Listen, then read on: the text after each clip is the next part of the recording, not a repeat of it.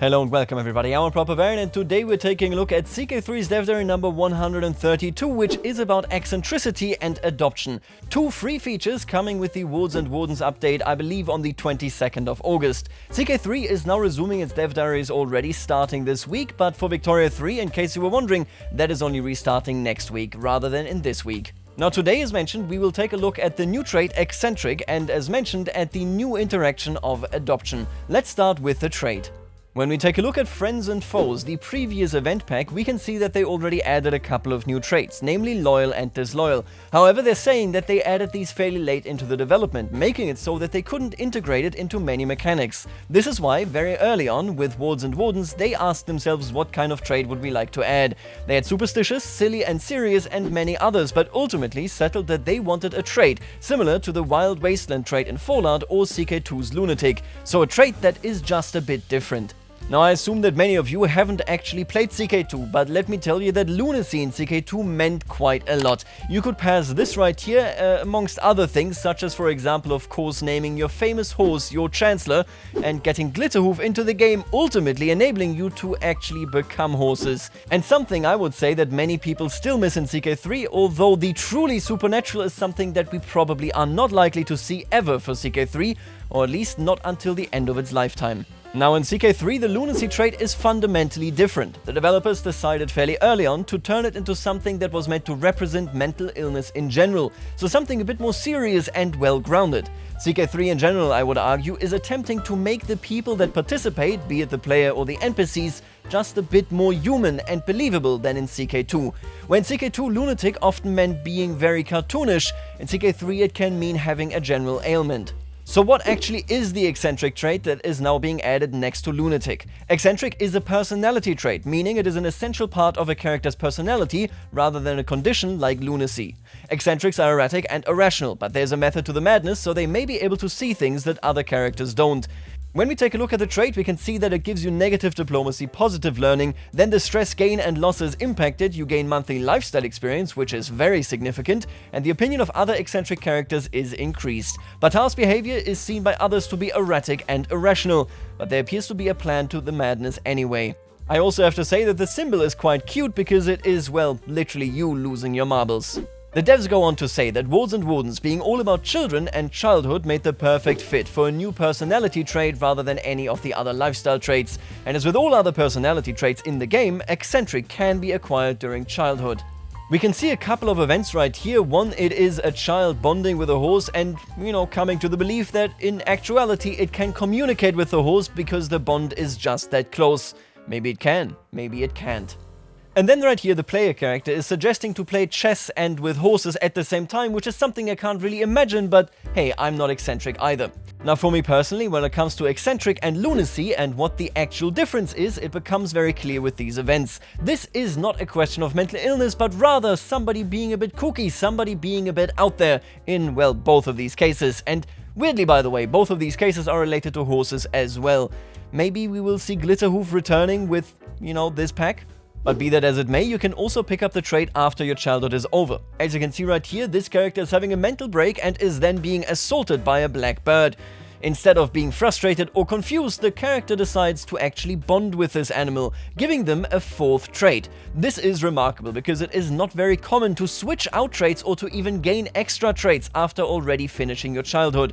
Normally you get 3 traits and then maybe sometimes, for example, if you're vengeful or if you become vengeful, you may be picking up a new trait, but that is very, very rare. This makes it so that Eccentric should be a bit more accessible if you want to. Obviously, you can also reject it here in this decision. Fundamentally, I think this is very important because this becomes a trait of choice, making it so that you can lean into it or simply refuse it.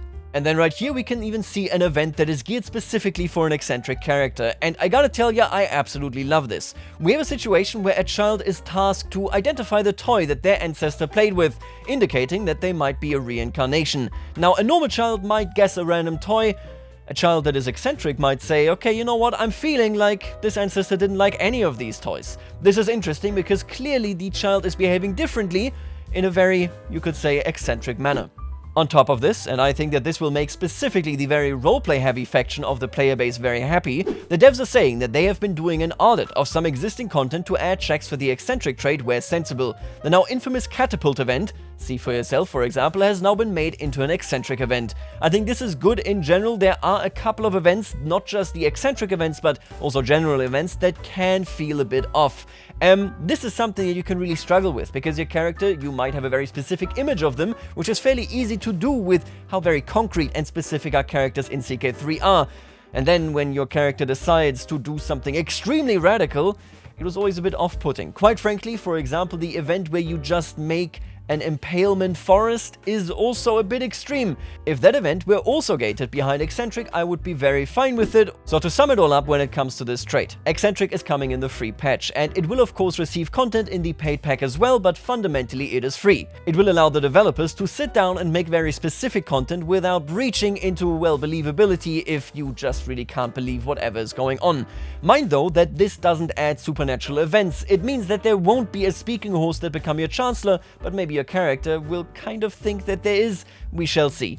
Either way, this should be a good choice all in all, and I'm very happy to see this trait. I also think that it is nice that we will now have a trait next to the general mental illness trait that is not really concerned with that, but rather just with you being a bit wacky. This should, generally speaking, add more depth and more interactivity in the world. But let's move on from this and let's talk about the children in our lives. Let's talk about adoption. Adoption, I think it is fair to say, is something that many people have asked for. Specifically, for example, if you were to play with same-sex marriage allowed, it can be difficult to acquire an offspring. With this will definitely become much more possible. On top of this, I also will say that I previously have always been a bit concerned. If you can just adopt, it might make things too easy, as you can just pick and choose whatever the hell is going on. But in all fairness, we kind of can already do this by disinheriting, and I'm gonna be honest with you, I'm pretty sure most of you are really awful parents that disinherit 90% of their children just so that their realm doesn't split. Again, really awful, but we already do the picking and the choosing, so adoption doesn't really disturb anything there. So to get to the meat of the issue, who can even adopt in the first place? Under the default game rules, adoption is available to characters who are in a same-sex marriage, the childless and elderly infertile, and compassionate characters. Compassionate has long been a bit of a weak trait to have, so it's nice to give them a powerful way to secure succession and bring talented orphans into the family. The other side of the coin is obviously who can actually be adopted. Children can be adopted as long as they are not a ruler, they're not in prison or otherwise unavailable, nobody in their family is a ruler, they're not already part of your house, and they are not in the realm of someone of their dynasty. This does mean that you are technically allowed to adopt noble children and children whose parents are still alive, but they are highly reluctant to accept adoption in these circumstances. I think generally speaking this is quite a good selection. It makes it fairly limited and it makes it so that you can't power game it too much, although, I will be honest with you, just looking at this, I do think there is a fair share of things that can, well, bring me to power game this, at least for 1 or 2 videos going forward. However, it also means that only children can be adopted. I specifically went into the thread to see what the developers had to say about this, and it was indeed confirmed. While they are not ruling out to add adult adoption in the future, this is outside of the scope of this feature, as this is solely something meant for children, which means that when they hit 16, you can no longer adopt them. This is interesting because of course there is now a very hard line, but in general, at the very least, we are gaining more freedom than we had before when it comes to who is part of our family and who isn't. Now, what I very specifically like about this feature is not just that it gives you freedom, but also that you can actually integrate it into your culture. This is a cultural tradition that, as I understand it, isn't part of any culture that exists on the map right now, but makes it so that you can add it later should you diverge, reform, or for example hybridize. This is very interesting to me as it takes away the normal guards when it comes to being able to adopt, who you can adopt and how much it will cost. This is super cool. I love this because it means that if I have a very influential family that lives through adoption for some reason for several generations, I can basically turn this into a tradition and into a fact of the matter when it comes to how my society functions. Again, this doesn't appear to be a part of any existing culture, although maybe the Romans should have this as well, but either way, this is a really cool feature and I'm very happy that they're adding it. Now, as far as the general game rules are concerned of adoption, you can see them right here. We have the default that we had explained earlier, we have always allowed, and we have completely forbidden. I think these game rules are completely fine, and barring this behind game rules, if you don't want to play with it, or for example, if you're playing a mod where adoption either makes a lot of sense or no sense at all, then this is definitely something for you right here. So in short, adoption will be giving you a lot more freedom and hopefully making it so that you can also play without being married. For example, if you're truly reprehensible or simply repulsive. I find that interesting because right now, you kind of have to get married unless you get infinite bastards, but then that plays a completely different role than, for example, if you go and simply adopt somebody in an honorable fashion. I'm a big fan of this and I'm very happy with the way that they have approached this. On top of this, they have also decided to put adoption, of course, into the free game, making it so, much like Eccentric, that you can enjoy it whether you own the event pack or not. That is all out of today's dev diary and the dev diary responses by the developers. But of course, this dev diary was only the beginning of the dev diaries for the upcoming event pack Wards and Wardens. Next week, we will be taking a look at the new court position and receive more details on what to expect from the event pack in general. I think that is excellent because, well, currently it's all a bit vague. We know it's children, we know it's adoptions, and we know they are hostages. I am looking forward to what is to come in the future, and I'll leave you right here. Let me know in the comments what you think about all this, but for the moment, I will see you later, alligator.